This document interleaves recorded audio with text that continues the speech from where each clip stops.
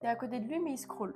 Encore et toujours, tu lui parles et c'est à peine s'il lève les yeux. Et c'est là où tu te demandes malheureusement à quel moment t'es devenue moins intéressante que son téléphone. T'es là sur le canapé avec lui, à espérer un regard, un moment à deux, une parole. Mais lui, de son côté, il est absorbé par son écran, que ce soit des jeux vidéo, des messages, des films.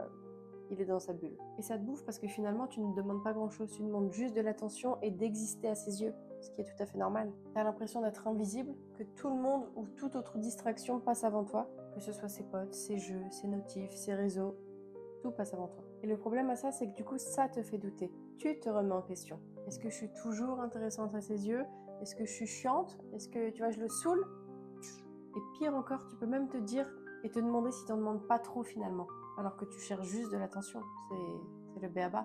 En vrai, le problème, c'est pas juste le téléphone. C'est ce que ça sous-entend, c'est ce que ça veut dire. Ça peut vouloir dire que t'es pas importante, que t'es pas prioritaire, que ce moment avec toi, il est pas si important que ça. Et le problème, c'est que quand ça devient une habitude, ça tue la relation petit à petit. C'est normal de vouloir et de demander de la présence, du vrai contact. Un homme qui t'aime vraiment, logiquement, il pose son téléphone quand il est avec toi.